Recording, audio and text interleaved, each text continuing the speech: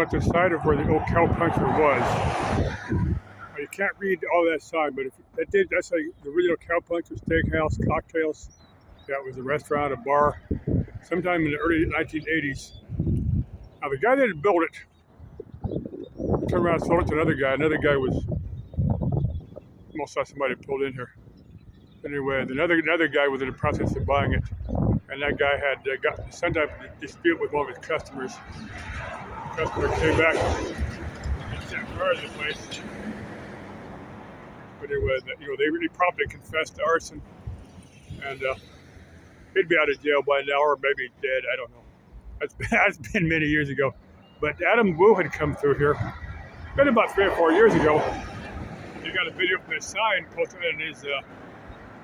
They're coming through, Arizona here, and he didn't know the backstory on this. So I said, "Well, I'm gonna post a backstory for Adam Wu because I did work for the guy. Well, the guy that originally built it. I was down here with my dad a few times. I think I came down here once or twice. After he retired, my father retired in 1983. I've had to been here since then, but anyway, there's a backstory on this place. Let me start what's here. I said Adam Wu didn't have any idea what. Just saw the sign, didn't know anything about it. But anyway, I had a job about 10 miles north of here. You can see these two concrete slabs. I need to be careful that, because this is nice out here. This is prime rattlesnake. I didn't see any walking over here, and I'm gonna avoid the tall grass. It's one thing if you hang around here in the desert, you got to be aware that when it's cold, then they're hibernating. When it's super hot, they're in the shade. But if nice weather like this, you got to be careful that you don't get snake bit. Now, there's the white tanks. That last video I showed you the scar. You can see it, but I don't know if it shows up on my phone. After I finish this video, I'm gonna drag out my camera. I'll get a video on my camera, then post that later. But I want to get my Adam Wu tribute video.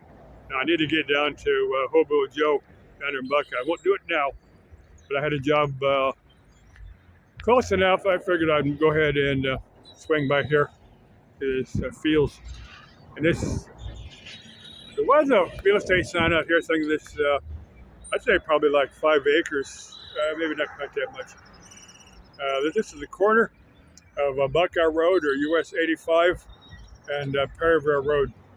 That curved one there is Buckeye Road or US 85, and this road here is Perryville Road. This is the main building. Now they removed, there used to be some concrete steps out here. Now the guy that was running it, the guy in the process of buying it, had a mobile home out here. No, the steps are still here. He had a mobile home out here, but I'm sure that all burned with the main structure.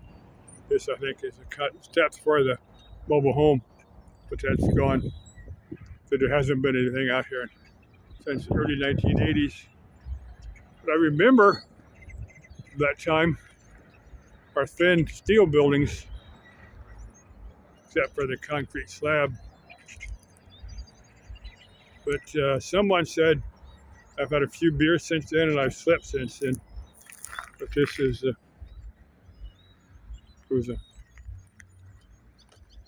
got a big dance floor, bar, restaurant. Let's see where the bathrooms were.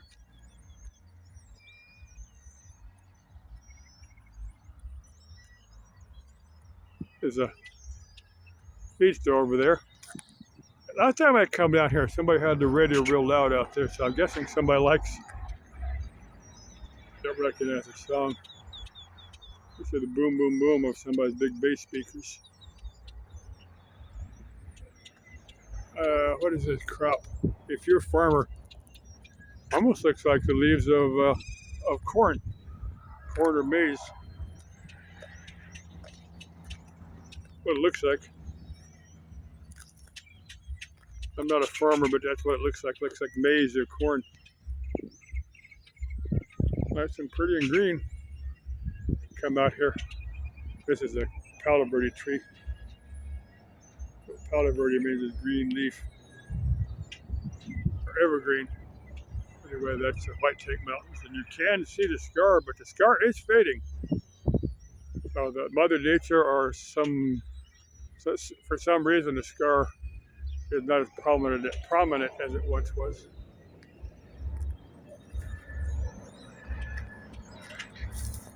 Last time I was down here about 6 months ago, and somebody had some water tanks down here. Now, they might have been gone then, but at one time there was some water tanks. This is I'll leave you. A sign is behind those trees. I don't think those trees were here when this place was in business. So this place, I believe this land is for sale. Somebody wants to set up some type of business over here. Or we're gonna have a restaurant out here. So what I do is talk to the people that owned it and say, get permission to put some road coaches down here. Put a sign up there, whatever. I'd get about 3 road coaches. One with American food, one with Mexican food, one with Asian food. Have to run people specialize in those forms of cuisine and see how well they do. Put a big old sign saying food ahead, different places through the road. You do that for a few weeks and see how well the business will do. And if they do good, you can probably buy this land and put a business here, put a restaurant, or it could be suitable for a number of, like across the street. There's a dairy, or there was a dairy. I don't think the dairy's in operation anymore because I don't see any cows over there. A lot of the dairies get run out of business. People don't like to have a house next to a dairy because they end up put in the middle of nowhere. I remember that one. It's there just east of Wickenburg. What's the second largest dairy in the state of Arizona? There was some gold claims in there when I was a member of the EPA. We passed that getting in there. The one you can see it from Yarnell Hill if you climb up there. As you're climbing into Prescott, look down and see that it's like the second biggest. Perfect place because it's the middle of nowhere. Can't smell the cows or hear them mooing and stuff. I'll leave you with a sign. I need to pull my camera out to get some video with my camera. Bye.